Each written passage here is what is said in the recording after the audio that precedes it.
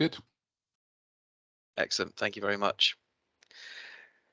Okay. Welcome everybody to today's session. We're going to be going over EVP, Employee Value Proposition. Vince has prepared some slides for us, so we'll jump straight in. And finally, just a few housekeeping rules. If your microphone is on, please do turn it off. If your video is on, please do turn it off. And please use the chat function. If you have any questions, I'll make sure they get asked at the end of the session.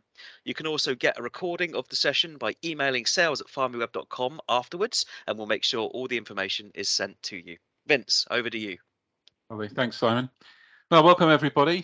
Today's session is really following on from our webinar series that we've been running over the last couple of months. And a lot of clients have actually come back to us and asked us to really focus down on certain areas. So today's session is all around the EVP, what's going on in the market, some data, some latest information for you, and obviously some statistics which you might find interesting, and some solutions that we think might help with addressing some of the talent acquisition shortages currently in the market.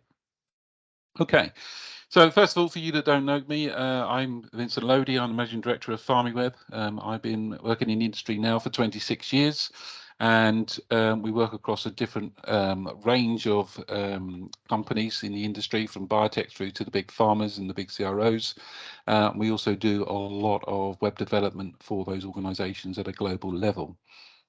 So one of the things that I do is work quite closely with clients over the years, and we've looked at employer branding and EVP, being proactive versus reactive, setting expectations with hiring managers and being realistic on time to recruit, and obviously helping to train all the internal recruitment teams. So part of that is to really sort of help and understand what's going on in the market, but also to pass on some of the information that we have back to our clients.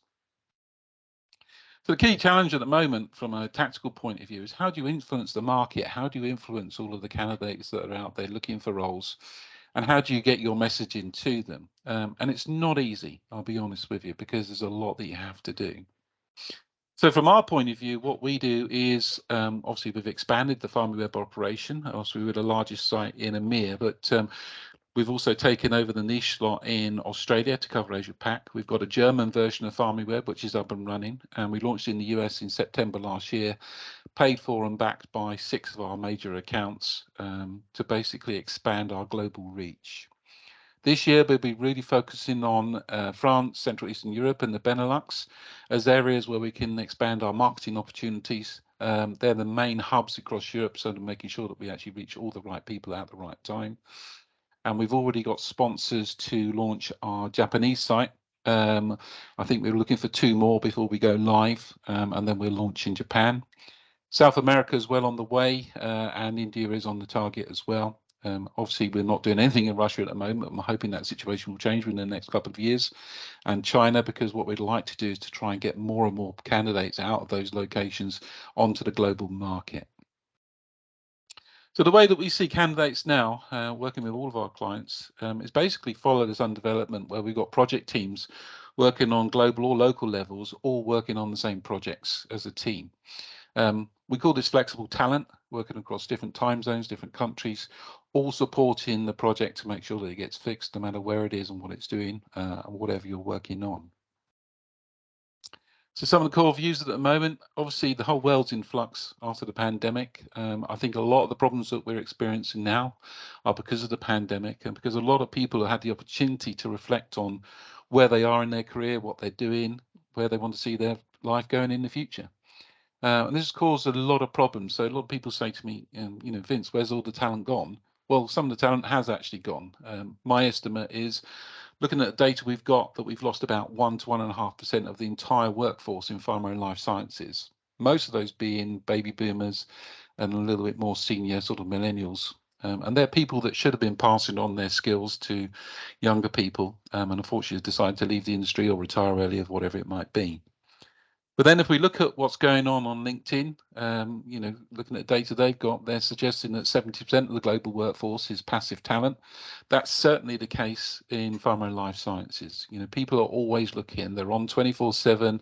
There's opportunity around every time they go onto a website or whenever they talk to anyone.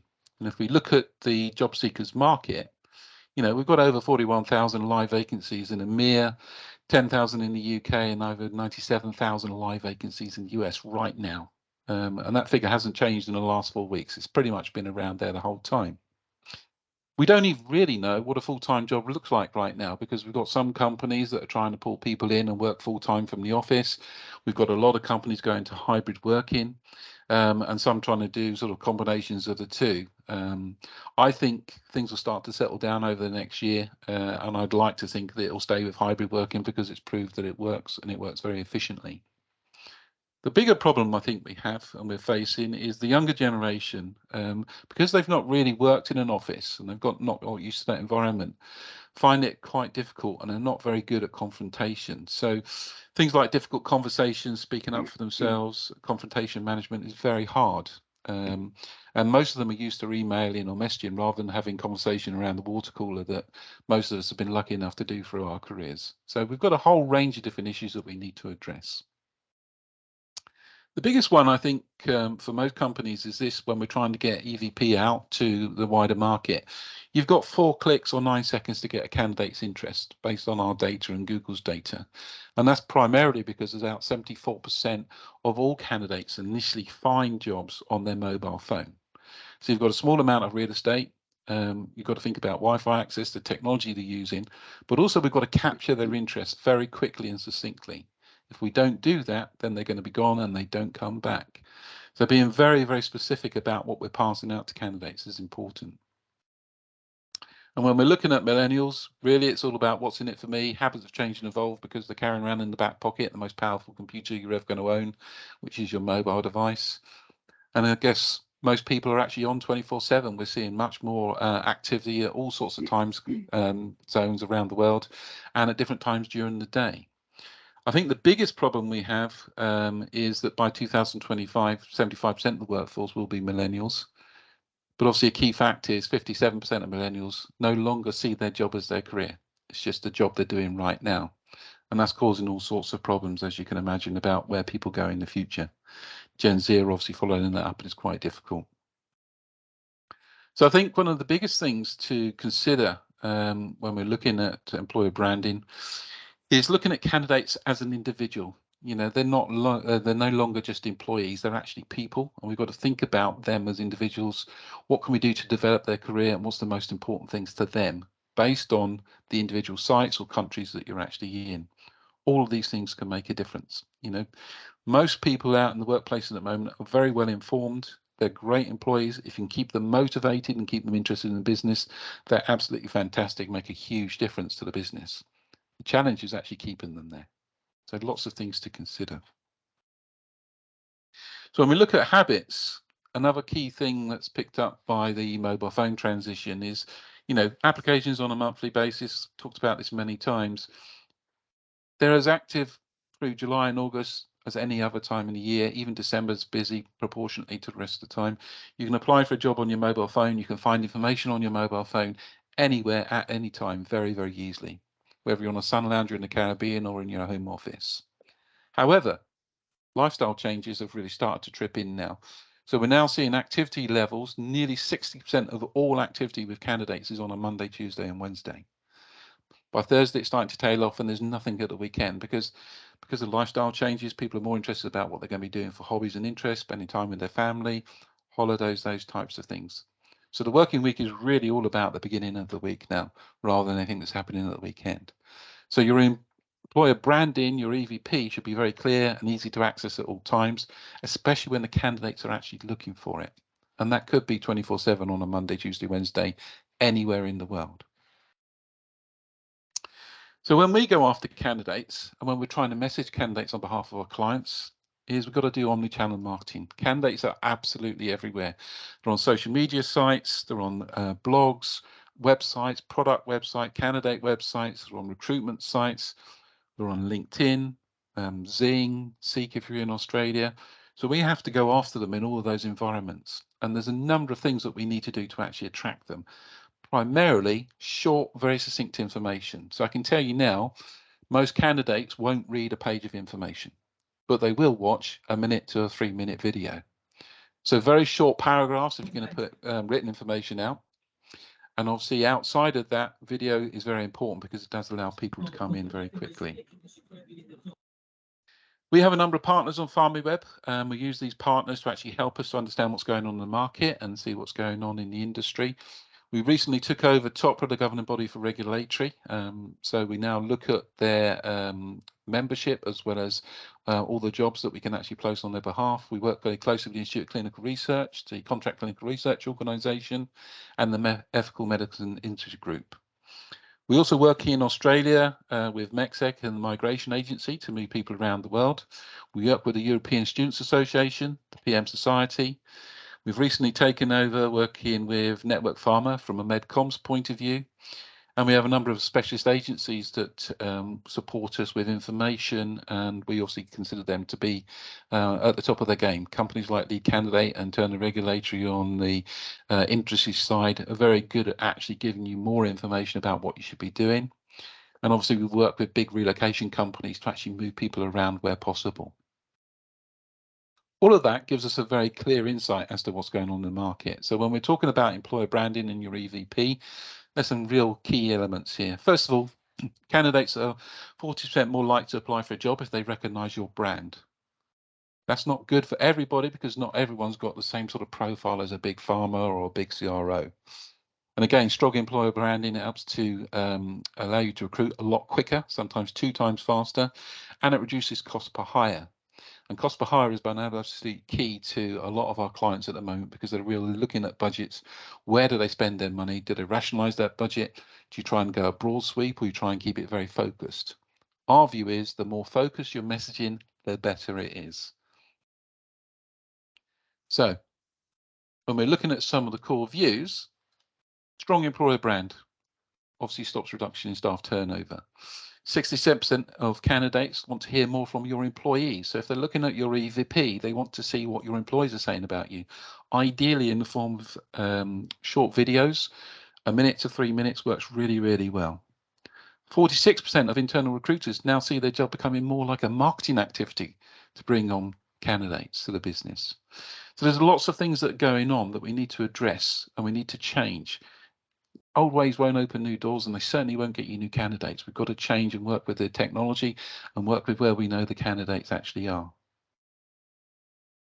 So the latest Gartner report has been very interesting as well. So when we're looking at some of the core views about what candidates are looking for, things like feeling understood by the company, know where they're going in the future, almost from day one, talk about the development, what they're going to be doing as a roadmap for their career with the organization. Thinking about flexibility, how does that work within the organization? Is there internal mobility? Can I swap between projects? Can I work with different people so I can learn more skills? So personal growth has become very, very important. And do they feel valued within the organization?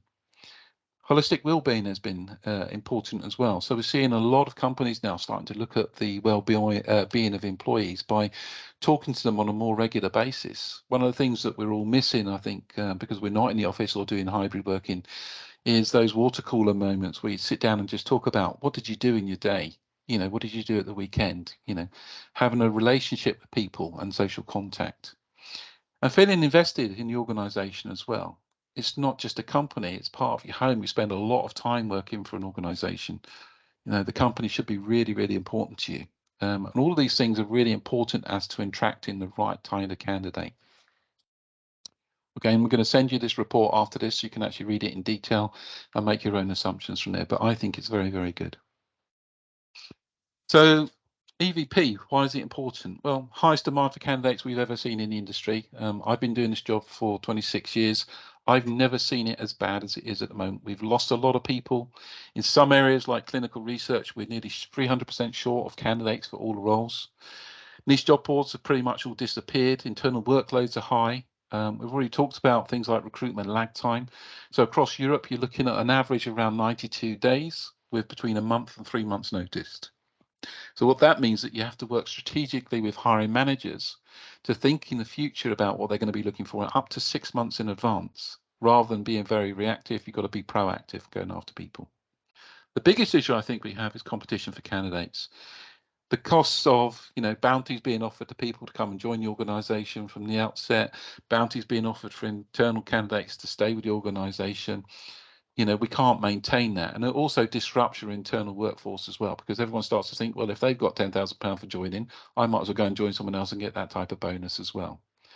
So competition for candidates, headhunting people, going directly after people, the amount of contacts you have on LinkedIn. On average at the moment across Europe, most people on LinkedIn are being approached at least 100 times a day, especially in clinical research, regulatory, med affairs, med comms, etc., etc. And getting the employer branding right, so either little or no employer branding is not an option. EVP is essential. You need to get your messaging out there. And the other big problem we've got is huge market growth.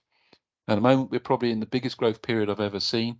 It's certainly not going to slow down, and I think we've got at least another 5 years of that growth before anything changes. So the other thing we need to think about is when you're getting your messaging out to candidates, how many interactions you need to have with a candidate before they consider you as an employer or someone that they should go and work for. And we've worked it out, it's about the 5 or 6 times that you need to have some sort of messaging reach them, looking at your job adverts, newsletters, press releases, or something that's being said about you in the press. Once they've got to that point, it starts to build their awareness about you as an organization. They start to consider you as a company they'd like to go and work for, and then that leads them to making the decision to apply for one of your jobs. It takes a long time to get down this funnel. So in some cases, up to 3 or 4 months. So you have to think long term about messaging and keep reinforcing that messaging over a long period of time. EVP does not stop. We need to constantly keep reinforcing messages and getting new messages out there about different locations down to a site level. So some of the things that we've done on PharmiWeb that have been really successful are things like employer branded hubs. These are 5-page hubs typically where we actually put all the employer branding where all the recruitment advertising is so candidates can find it very quickly. And I'm going to share some of the data around that and what we know that candidates are looking for. Charles River here is a classic example of a company that's done very well with this. And what they've done is they've upped their hubs to 10-page hubs. We're now launching hubs for each of their sites. We've got a new one going live in Scotland. They're looking at sites in France and Germany and 3 sites in the US to actually support their recruitment. IKEA uses quite a lot as a big CRO. And again, it's very good for getting messaging out there and allowing them to recruit people en masse. And obviously with some of our recruitment partners, they use it to actually attract candidates to them, talking about their clients in more detail. So again, specific information about what candidates looking for in the place where they already are. They will not go and look for it. 4 clicks, 9 seconds. It's not a very long time. So when we're looking at hubs, the things that we recommend on our site, 4 pages, the 5th page is where all the jobs are. The first page is the About Us section. I can tell you now that hardly any candidates go and look at this, if none, basically. This is basically what you'd find on most websites about their employer branding. What the candidates are looking for when we're tracking them is the culture of the company. 6.5% rise in candidates that are looking purely at the culture of the organization. Is this the company I want to work for? What can I get out of working for this organization? So who are you? What are your teams like? What's the global view? What's the future look like for me, even before I've started? Give me a roadmap of where I'm going, what training I'm going to get, and how I can move in within the company. Can I move around in the organization? Is there internal mobility options? Do you have a diversity policy? And what are the people like at the site where I'm actually going to be working? The big ones are these ones in the center. So these should be 3-line paragraphs at most, or 1 to 3.5 minute videos. So things like career path examples, a day in the life, what training am I going to get? I want to see my actual manager, my team leader in a video talking about why I should come and work for you as an organization. Great workplace videos. These are like corridor calls with staff coming out the canteen or in the office, talking about why they like working for the organization.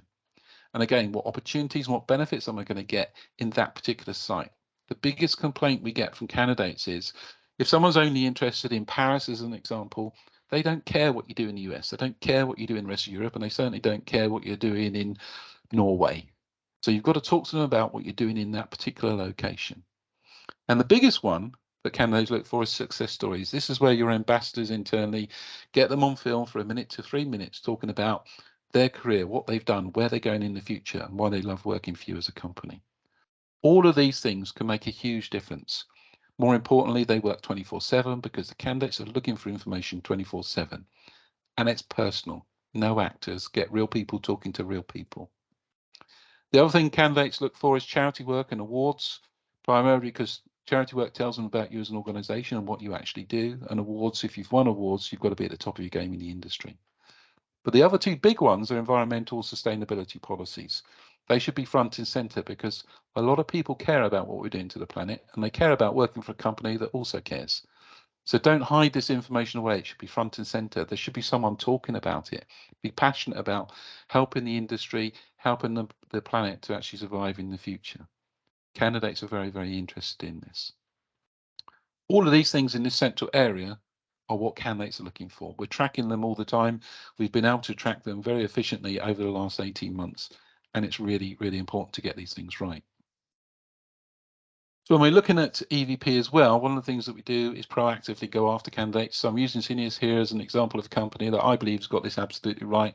Fantastic branding, ties in with their hubs on the PharmiWeb site and actually then relates and goes back to their own site. We push out these newsletters to candidates. So this one went out to 46,000 candidates, 5,422 people opened it. So they all saw their employer branding, and 205 candidates actually clicked through onto those jobs to apply for them. This is a fantastic way to proactively go after candidates because it starts the branding messages straight away. And the candidates might not apply to the first, second, or third ones, but they certainly apply to the fourth, fifth, and sixth. So again, think about pushing information to candidates rather than hoping they're going to come and find your information. Tie the branding together. So when we're looking at EVP messaging, there's a couple of other things you can do that we know work really well. So first of all, be very candidate specific. Talk about things like making a difference to people's lives. This has been very successful for cancer research. Everyone in our industry supports and enables people to live longer and live healthier. What we need to do is to really impress that. You know, it's important what we do. What you're going to be doing as your job is also important. So talk about those things. Bring people on board. You know, this is very important to candidates. They want to feel that they're actually making a difference. Also do things like spotlight features. This is where you can get your own staff online with some text, videos, talking about the opportunities within the organization, career progression, you know, other people talking about what it's like working for you as a company. You know, what's the feel like at that particular site? You can also use storytelling. So one of our clients, CSL, does this very, very well, where they talk about the history of the organization, where they've come from, where they're going to be going in the future, and why it's important to get the right people to come and join them, especially when you're driven by the passion is what they're looking for as an organization. You know, come and join us, make a difference. Storytelling is a really good way to actually change people's perception of you as a company. When you're looking for commercial people, especially, you know, again, keep it very personal. Are you self-motivated? Do you want to grow your own business like it's a new business? And come and have a look at us as an organization. So again, graphics, titles, colors make a big difference to these types of people. So you again empathize with the type of person that you want to bring on board. If you're looking for sales people, it's very difficult than looking for scientific people. They both want different things. You can't use the same messaging for both. And then the other thing to think about, which I think is the biggest one at the moment, is helping them to understand where they're going from day one, which I've mentioned a couple of times. You know, what training are they going to get? Who are they going to be working with? What projects are they going to be working on? Can they move around within the organization? How do you keep that their experience of you fresh and new? How do you keep them working with new people so they can actually develop their careers? A lot of people have had their careers interrupted because of the pandemic. They need to be brought back online. Give them all the tools they need to actually then develop their career, and they will stay with you. And more importantly, they'll tell all their friends to come and join you. So when we're looking at retention, we're actually going to be doing a webinar on retention on the 25th of May. Again, short like today's. Attrition at the moment, we think from talking to a lot of our clients is run at around 12%. I mean, that's a huge figure and quite scary. Some are expecting that to raise to 15%. It gets to the point where you can't recruit people quickly enough when they get to this sort of level. Internal mobility will help you to maintain those candidates, you know, keep them within the organization. The other thing you can think about is the development, which we've already talked about. Make it a priority to actually keep people on board. And finally, 94% of employees say they will stay longer with a company if you're invested in their career. Talk to them regularly about what they want to do. Obviously, talk to people on a regular basis anyway, just about them and their own well-being. These things can make a huge difference to companies when you're looking at keeping people on board for a long time. Employees like to feel like they're wanted. They're not just material that you use. So from a conclusion point of view, have a strategy, have a plan, and think about the technology and what you're going to deploy. Think about your unique selling points and how you're going to get that out to the market. EVP is essential. This is not a give me. You've got to work at it, and you've got to work at it constantly. Think about locations where you're looking for people and the benefits of that location. And again, think about the type of candidate empathy. What's the real person you're looking for? Because not everyone's looking for the same type of people. Think about the projects and the type of work they're going to be doing and who they're going to be working for from a client point of view. Think about their future prospects from day one. And again, think about staff retention. If you've got someone good, work hard to keep them, and think about internal mobility and their development as a person. It will stand you in good stead as you move forward. I've obviously put some links on here for you to look at the other employer branded hubs on PharmiWeb. I think some of them are second to none in the market, and they do work very productively. Have a look at what other people are doing, think about what you're doing, other things that you could do to make a difference.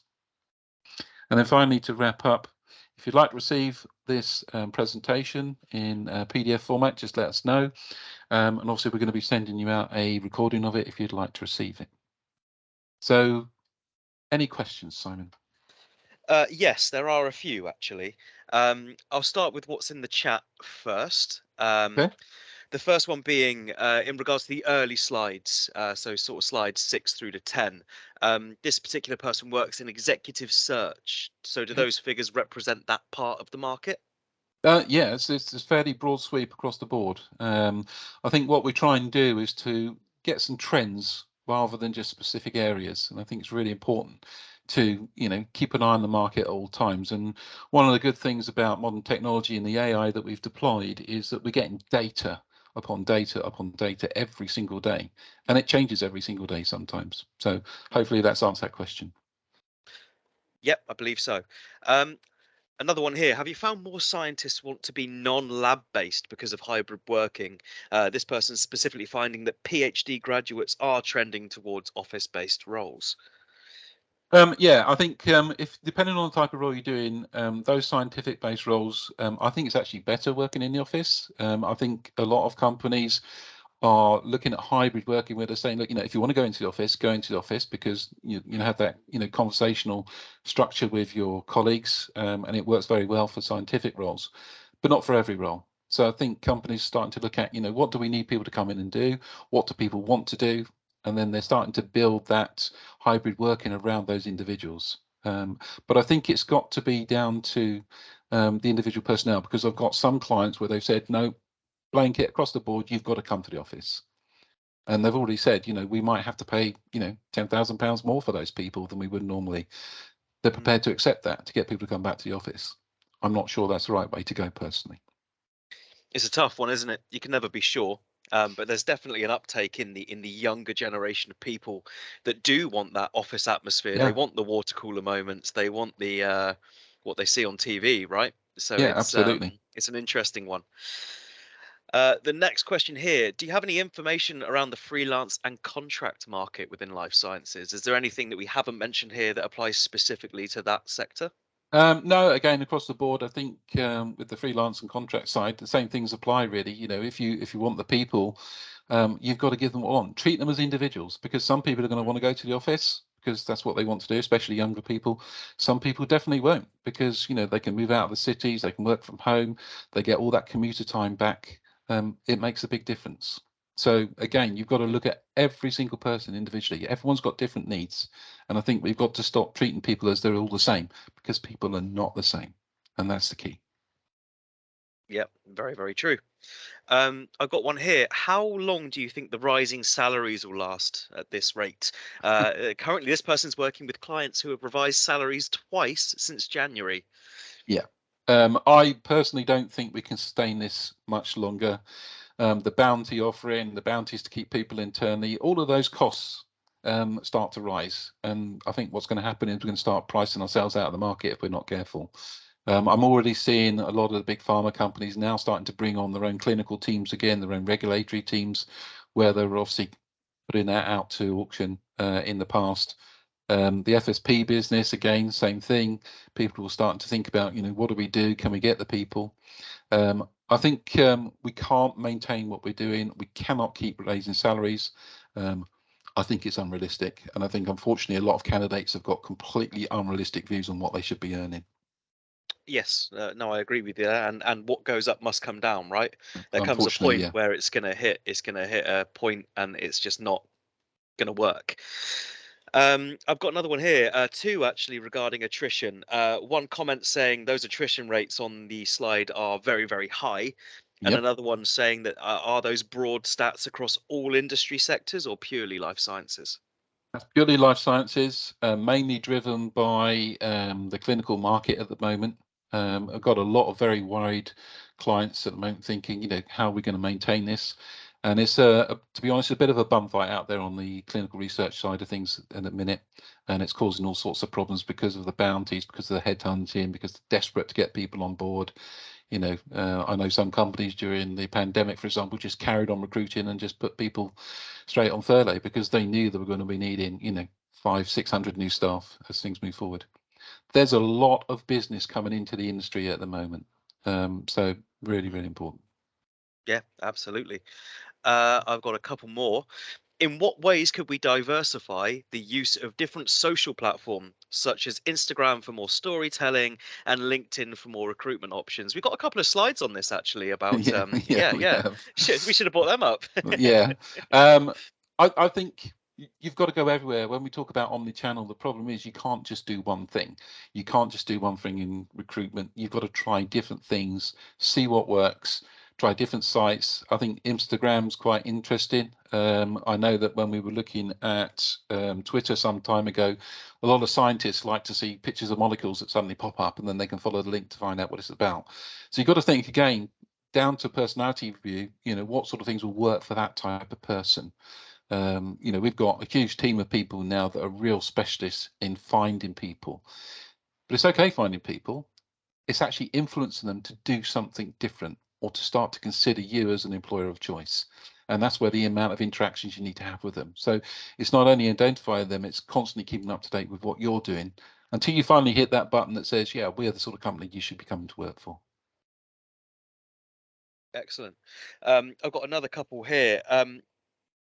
On the whole, as we touched on very, very early, there is quite simply a very short supply of talent. What are the fixes? How are we going to change that for the years of growth that we have coming up? It's a big challenge. I've been working with the European Students Association for some time because I think one of the things as an industry we're doing wrong is we're not actually making more people that are going through universities aware of the courses and things they could be doing to come and work in the pharmaceutical sector. I think we need to get more training programs going. I think we need to get more people coming in on internships and start to develop their skill sets because, all we're doing at the moment is we're, trying to top fill a leaky bucket. People are leaving the industry, going off and doing other things, as they will. And there's just not enough people in the industry to do the amount of work that we've got. If you look at the pipelines with most of the big pharmas, huge pipelines, molecules coming out of the biotechs, lots of new technology to actually bring those to the market quicker. But can we actually do the clinical trials? Can we do the pre-development work? Can we get them out to the market? No, that still takes the same amount of time, but we just don't have the people to do it. So I can see a real tough time coming if we don't start to change the way that we bring people into the industry. Agreed. I have a question here. I'm gonna try and make sense of it. How did we get these views on salaries? Is this mostly junior candidates? Is this holistic? I think it's quite holistic. The information I'm getting from most people at the moment is if you're starting to get very difficult to recruit people in a certain area, whether it's a regulatory person, a medcoms person, a medic, it doesn't matter what it is. If you get desperate to bring that person on board, you're going to offer them more money to actually come on. And unfortunately, that starts to put the industry up. Mm, And we don't really need to be doing that. My biggest concern with that is we're starting to pay some people salaries that I don't think right. I think they're too high. And where's that person going to go? They're only going to keep looking for more money. So mm, you've got to make a decision. We've seen this big change in the industry where we're starting to see 6.5% to 7% growth now in people that are moving just for the culture of the company, and they're moving for less money or the same money that are on because they actually just want to go and do a good job. If you want to sort of, dare I say it, if you want to start bringing on people to your organisation that are quite mercenary and they're just interested in money, they will be leaving you very quickly because they're going to get that money somewhere else. They're being approached every single day about new roles and are fairly aware of what the market is like. Mm, mm. I have three more questions if you've got time. Sure. Wonderful. The first one is, what is it that SMEs are doing at the moment that big pharma companies aren't doing? How are they winning over candidates? I think it's that they've been sort of thinking about this for longer, and they've really thought long and hard about what they need to do. And it's all down to personalization. Talk to people as individuals, talk to them about what they are looking for and where they want to go in their future, and try and build a plan around that individual. So I'm starting to see companies now that have got teams that are there just to take care of people once they've joined the company for the first year. Talk to them about their experience of the organization, where they want to go, what training they want, um, how do they want to work, who do they want to work with, what sort of things do they aspire to. It's that type of dedication is the thing that's making the difference. You can't do it all the time, it takes effort, but I think the world's changing and I think we've got to change with it. Yeah, I agree with you. The second question here, what else that we've not touched on within this are candidates looking for? What's making them tick, and how can we win them over other people? I think from a candidate point of view, it's just going back to the same thing again. Every Mm, candidate's different. You can't just say, "Oh, this makes them tick." We were talking to companies last night, and they were saying, should we do food drops to them? Should we send them the groceries? Should we set up Amazon accounts to yeah, them? yeah, It's all little things. And you know what? At the end of the day, you've got to let people do what they want to do. You've got to let them enjoy working for the organization. Try and get it back to being social. So one of the things that's been very successful for our team at PharmiWeb is we have a weekly meeting for about an hour with the whole team. And it's only a relatively small team that work directly on the marketing side of about 10 to 12 people. But we sit there and it's like the water cooler moment. We all just sit there and talk about what did we do at the weekend? mm, What are we doing with the family? What are we doing next weekend? Who's read what books? Who's been to see what movies? Try and bring the social element back in. I think that's really important. agreed. Absolutely agreed.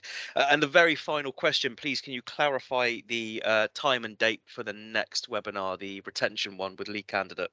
Yeah, absolutely. It's the 25th of May. So again, that'll be a great opportunity for you guys to come and join us, look at what we're doing there. We've also got another presentation coming up in June around being proactive. And we're going to keep these webinars going, so we'll do something every single month in all three locations, so Asia Pac, EMEA, and the US. And hopefully short and sweet is to the point and it's quite useful. Excellent. That's everything. Lots of thank yous, lots of great presentations, lots of people requesting information. So everyone that's requested, we will get that out to you. There are some good insights. There are slides. There's a video. So there's a fair chunk. If you want anything outside of the video, please do email us, sales@PharmiWeb.com, and we'll be more than happy to help. And we'll get all of this done for you in the next 24 hours. Vince, any last remarks from you? No, only if anybody would like a copy of the Gartner report, we can send you links to that, and we can also send you the latest PDF of the Deloitte report around millennials, both of which are worth having a look at and a bit of time to read. So again, we'll send those out by mail, of course. And thanks everyone for attending. It's been a pleasure.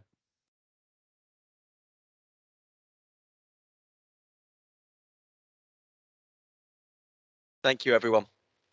Have a good day. And if you need anything, please do let us know. Thanks very much.